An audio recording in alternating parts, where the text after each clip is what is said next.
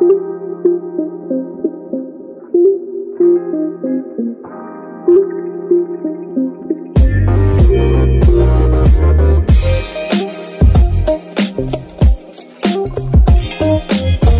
is up, and welcome to another edition of the Bruin Bible. Will Decker joined by Iron Mike Regalado. Lucky to have him out, one of our favorite guests. UCLA is coming off of a big win last weekend that we have yet to discuss here on the podcast. And we got arguably maybe the most anticipated UCLA in-conference game, not named USC, in quite some time. We got College Gameday rolling to Westwood. It's going to be a big event. We're going to cover all those topics for you. But we're going to start with last week, Mike. 24-17 win over Washington. And this was a game that I felt really confident in what DTR brought to the table. A tough environment coming off of a rough game statistically against Arizona, which was concerning to say the least. On the last week's pod, we're talking about maybe it's time to move to Ethan Garbers, but you see a performance like that. 21 of 26 through the air, 183 yards, 2 touchdowns through the air, and 12 carries for 87 yards. He kind of controlled the game and made some huge plays, including that last fourth quarter drive to get the touchdown lead. A couple big plays to Dulcich there. What did you think about DTR in a big win against Washington? The only problem with how well he performed against Washington is the fact that it was once again a consistently inconsistent performance. You know, as you said, he did not have a great passing performance against Arizona the week before, but yet he still somehow figured out a way to win. And as far as the Washington game, statistically his third best passing percentage game. He, moved around on the ground. The UCLA's run offense is just spectacular, and we're seeing just what they can do. And it's not just Charbonnet, which everybody is starting to hear about, but it's also Britton Brown and Dorian Thompson-Robinson, who is doing a lot, with his feet. If he can't get the ball to one of his receivers or to Greg Dulcich, who surprisingly has been kind of absent lately, he has just figured out ways to get things done. Man, so this is a Dulcich Pro podcast. We've talked about it since our first time on the air. Only 2 catches, but he had that incredible shovel pass in the fourth quarter to move the chains, to keep things rolling. And then he had the go-ahead touchdown and a little slant route over the middle. I think the biggest thing I have is, why don't we feed this guy the ball more? Because only good things happen when you put the ball into Greg Dulcich's hands. It's a complete mismatch for these linebackers. He's blowing right by them. He looks like he might be able to run a 4.5 speed in the open field. I will never understand that. But yeah, Dulcich, give me your thoughts on him and why we're not passing him the ball more. I don't know why. It seems like that exciting type of football that we saw in the first 3, at least up to like Stanford, I'll hold off on Fresno State for a second, but that kind of high-powered running game and aggressive defense, it seemed to kind of like disappear, against Fresno State, Arizona State, and Arizona for a bit. Except for the run game. I mean, you get 300 yards rushing, against any team, you should win. And UCLA did that against Arizona and got the win. And last week, it seemed like they were going back to that a little bit more. Points wise, they were hovering around the 40-point mark, and to only get 24 points against Washington, kind of a departure from what they've been able to do in putting the ball in the end zone. But at the same time, that's 2 weeks in a row they have held an opponent to under 20 points. It was also UCLA's best passing defense game stat-wise.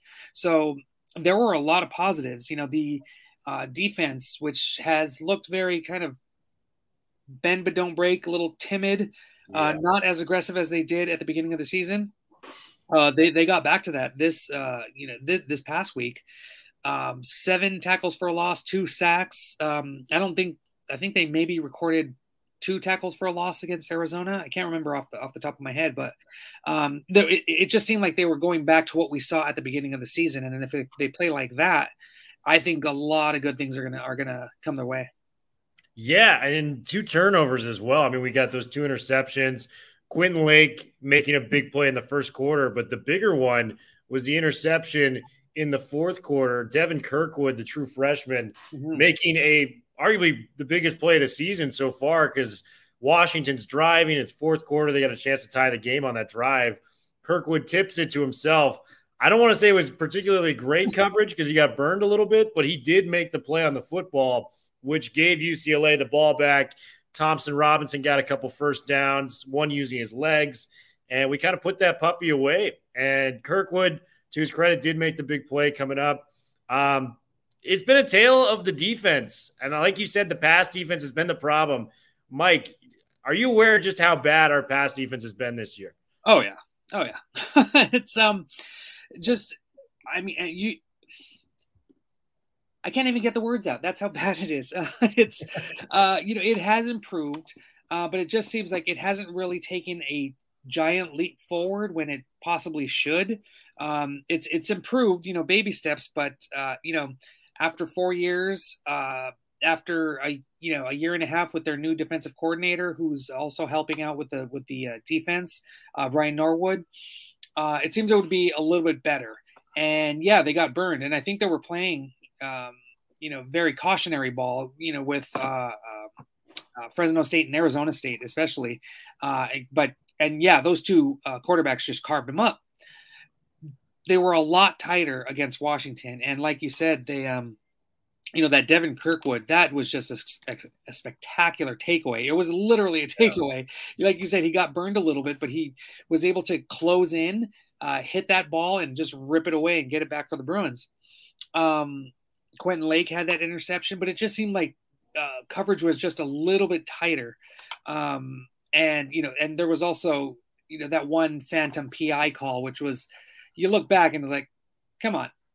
I forget who it was. Maybe it was Quentin Lake that got the PI. Evan Blaylock, right? Blaylock, that's right. Yeah.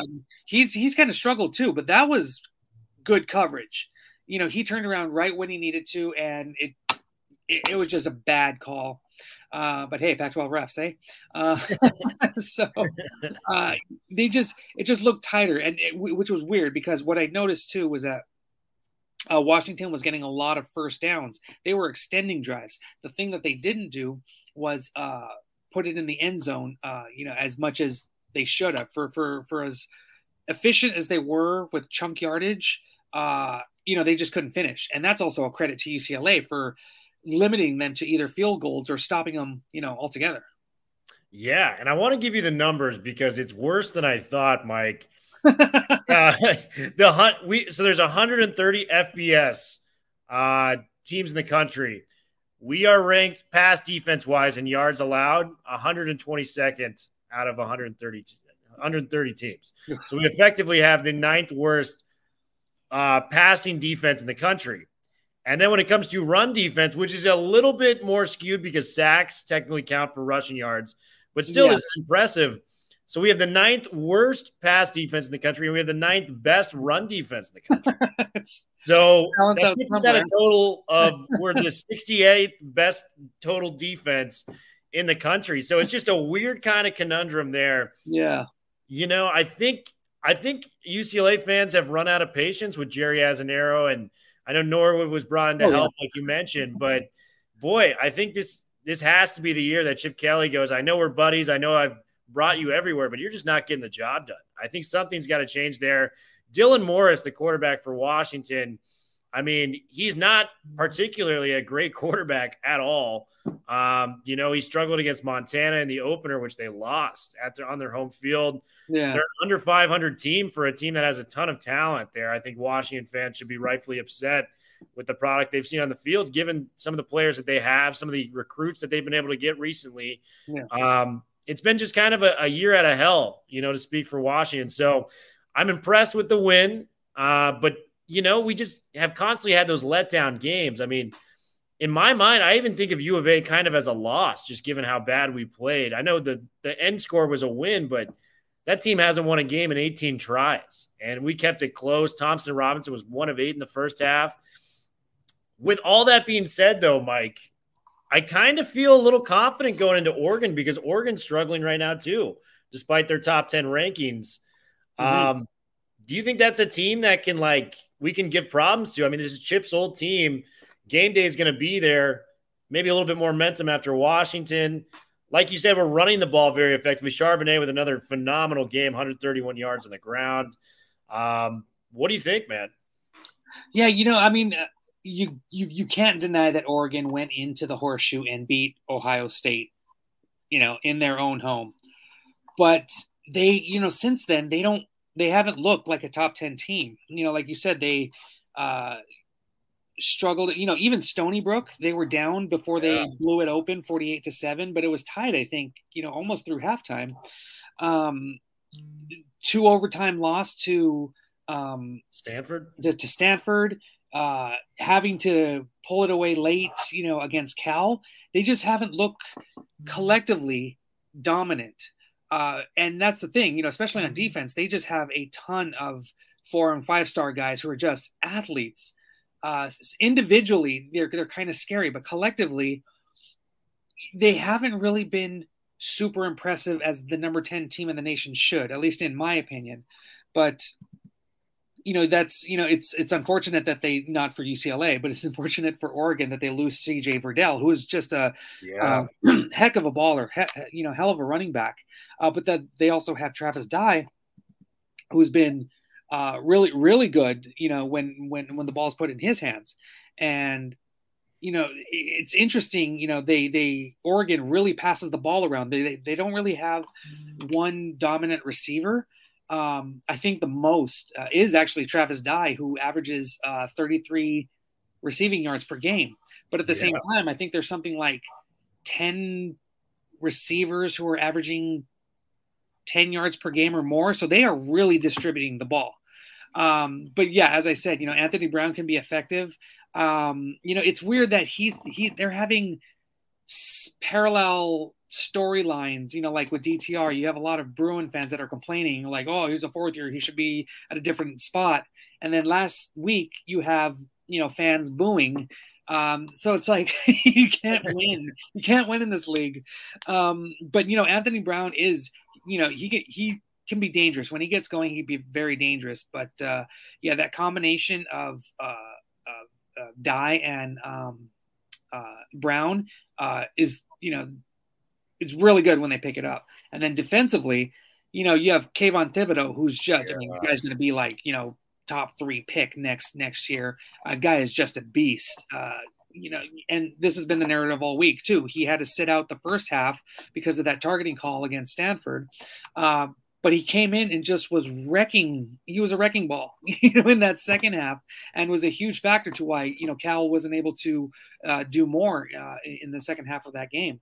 But as I said, it's a collective team effort, so it's going to be interesting to see the individual matchups, how UCLA's run game is against Oregon's run defense, how Oregon's passing game goes against UCLA's secondary and their pass defense. So there's going to be a lot of interesting matchups here. So I'm more giddy for that than I am anything about this being the marquee or the College Game Day. But at the same time, that's still pretty fun too. Yeah, man. And we're going to save your prediction for the end of it. You famously predicted UCLA was going to beat LSU on one of the earlier podcasts. So we're all anticipating the Iron Mike prediction, man. It's going to be great stuff. But I want to say this. It's a team that's built eerily similar, at least offensively, to UCLA. Dual threat quarterback. At least coming in this year, they had the 2 running backs set. Maybe Verdell and Dye were a hair more talented than Charbonnet and Britton Brown, but those are probably the 2 best running back rooms in the Pac-12, I would think, on paper. Great offensive line. The defense, like you said, hasn't been totally impressive. They're 91st in total defense this year, but Thibodeau's been out for a little bit, and Panay Sewell's younger brother, Noah Sewell, linebacker, he's an absolute baller at the position. He was out early this year too, so those 2 guys are going to be back in action, and you just can't take those guys lightly. I think Sean Ryan is going to be a key player defending Dorian Thompson-Robinson's backside with Thibodeau coming because, boy, this guy, like you said, likely top 3 pick. You turn on the tape from a half of Cal. That might be the best half any defender has played in the entire country. It was unbelievable. He had like 10 or 11 pressures in a half, which is just insane to even say that. So that's going to be an interesting game. I do want to go back and talk maybe a little bit about some guys that were interested in, had intriguing games for UCLA, UW, and then we can go to make our predictions. And I'm interested to know later on and who you think the guest picker is for UCLA. I've got some thoughts on that. So it'll be fun to talk about that. Guy that I really liked, obviously Charbonnet was great. Chase Cota kind of showing up, made some big catches on some third downs for UCLA. 3 catches, 60 yards. Kind of has not lived up to the All-American hype that he had coming from the U.S. Army game, but still a quality player to have out there. Loved him. And then Cam Brown had a nice touchdown too. Receiving room's more talented than I think people give it credit for.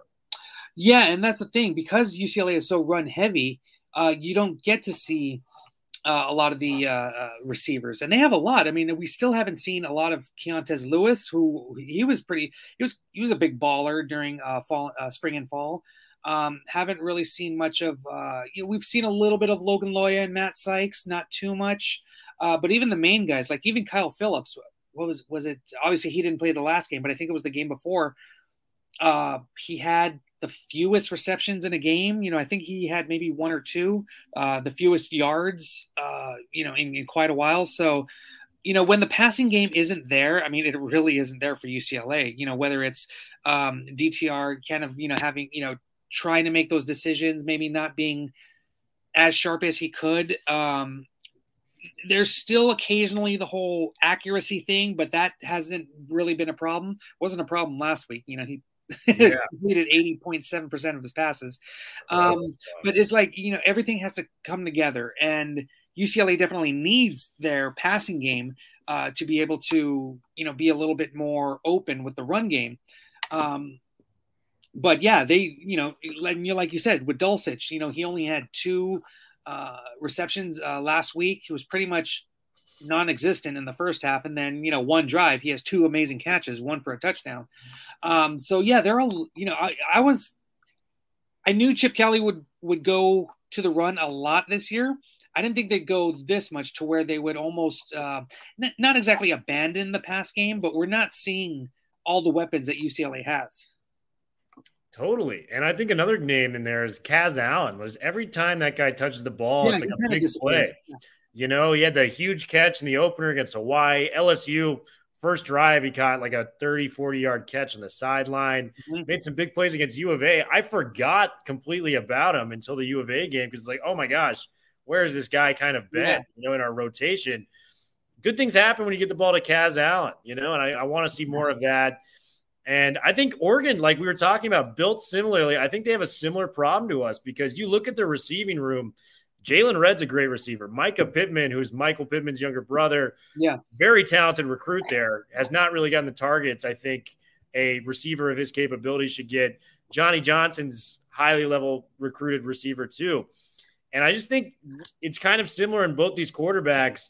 If they don't get that first read initially, they're going to take off on their legs, right or wrong. And a part of me wishes with these kind of running back groups that both teams have, that we could see Ethan Garbers come in or Chase Griffin, one of those backup quarterbacks, kind of open up the pass a little bit more.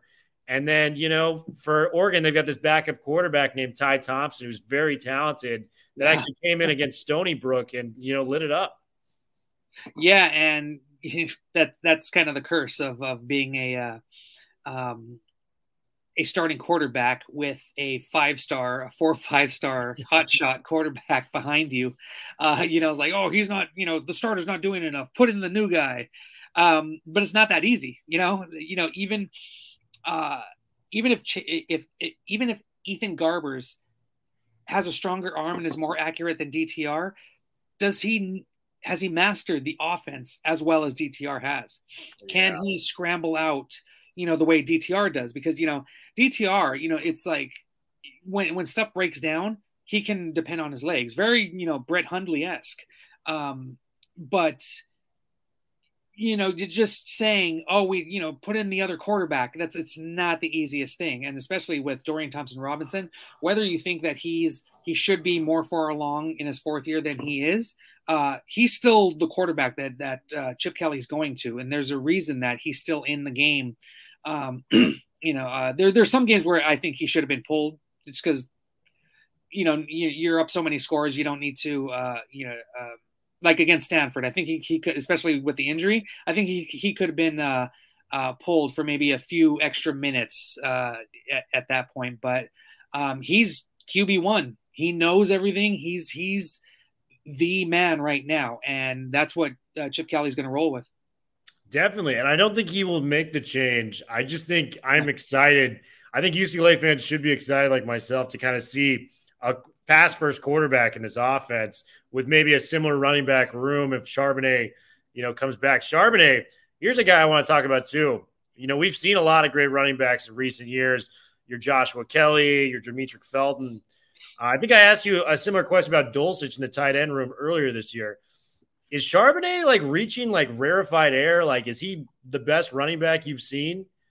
Maybe since Maurice Jones-Drew at UCLA, because I think he's making a case to be. He runs so angrily, ferociously in the open field that it is so much fun to watch as a football fan. I mean, he's just that guy is the definition of a wrecking ball. I use that phrase to describe Thibodeau, but for what a wrecking ball actually does, just this mass that's just going through stuff and destroying it, that's Charbonnet. I mean, the fact that I'm still trying to chart yards after contact for Charbonnet because he gets hit and he's still up. He gets hit again, and it's he basically has to be gang tackled. But no, that's just a guy who has great vision. He had a few slip-ups early against Washington, but he figured that out. Once again had over 100 yards, his fifth 100-yard rushing game of the season, and but yeah, he'll just destroy guys. I mean, even this is how good Charbonnet is. So Kirkwood gets that interception. I think there are about 4.5 minutes left in the game, so there's plenty of time. UCLA is up by a touchdown. There's plenty of time for UCLA to get down the field and Washington back the field. But UCLA chews up a lot of clock. And the way that they did it was in that drive alone. I think Charbonnet had 2 9-yard runs, 1 8-yard run, a 6-yard or something like that. DTR helped out with it. And he was just getting big yards on the ground, chewing up clock. And that just sealed it for Washington. And that was really impressive in a drive where you don't have to do too much except just get to the first down. You don't have to score, just keep it going. And they did that. And Charbonnet was a huge key in keeping that drive alive in order for UCLA to go into the victories formation, with just over a minute left. I was like, that was brilliant. That play calling and having those guys execute so that they can secure that win. I thought that was brilliant. Yeah, no, I completely agree. When you can make those runs to seal a game, I mean, it was over. I mean, we saw DTR pick up that 3rd and 5 run too. Yeah. And when your quarterback and your top tailback can give you that in the last drive, that's what seals the deal. And it did that up in Seattle this past weekend. Mike, I want to get some X factors for the game. I want to get your prediction on the game, and I want to see who you think the guest picker is going to be. You've been an awesome guest as always. We want to get you out of here in a timely manner, but tell me, who's your X factors for this week? You got to say the guys like DTR or Charbonnet. Kind of want to go a little bit deeper. The tackles, Alec Anderson and Sean Ryan, if they can help shut out or even the guards, depending on how the pin pull system works out, depending on how they're flipped. I'm just going to say the offensive line. That is my X factor. If they can keep the pressure and the edge rushers out of DTR's hair, enough for and Charbonnet and Britton Brown's hair, just so they can open up holes, keep Thibodeau away, keep Sewell away. I think that is going to be, the biggest factor in this game. And they need to control the line. they need to make sure that nobody gets in that backfield. I completely agree with that. I've got a couple X factors for you. I think the pass rush defense we kind of saw make gains last week for the first time in a couple weeks, reverted back to form. If the pass rush defense can kind of get to Brown, and, Brown does have some escapability, which might make it a little bit more dangerous, but if they can just kind of make Anthony Brown make some ill-advised decisions early, I think that'll be huge. I think for us to hope the secondary is going to be good, more than halfway through the season now, I don't think that's a realistic, option for us. Mm-hmm. So I'm going to go with the pass rush defense. And it's clear that, Chip Kelly loves to target Dulcich in big games. Yeah. We've talked about the SC game. We saw what he did against LSU on only 3 catches. I think they're going to take finally the Corvette out of the garage and kind of give him some targets this week. This guy makes big-time plays, and he always steps up for UCLA. They'll probably need him against Oregon. I'm excited to see what they do for that. Mike, what is your prediction for Saturday at the Rose Bowl? I have UCLA winning 35-33. You heard it here first. Mike, coming with the prediction. We got another victory prediction from Mike. I'm actually doing a similar pick. I'm going 37-31 UCLA. I think it comes down to maybe another fourth quarter drive like Charbonnet pushing the ball, but I think UCLA gets it done. Oregon looking a little out of sorts in the last few weeks and has not lived up to that Ohio State win. I'm going UCLA big in this game, 37-31. As far as the guest picker, I've heard Bill Walton, Russell Westbrook is in town now. That could be an option. Any other guys I should be leaning towards? Maybe Troy Aikman, who is a commentator as well. Yeah, having UCLA legends is cool and all that, but what about a musical legend? Jack Black. Man, who's the musical legend? I didn't hear it. Jack Black. Oh my gosh, is that a realistic option? I'm not sure. That's a name that's been floating around, and I would if it wasn't Jack Black, I would definitely love to see Bill Walton up there. But I'd like to go see them go out of the box and get some Jack Black love up in there. Oh man, I would love to get Jack Black in there. That'd be fun, man. School of Rock was a classic. Mike, thank you for coming on as always.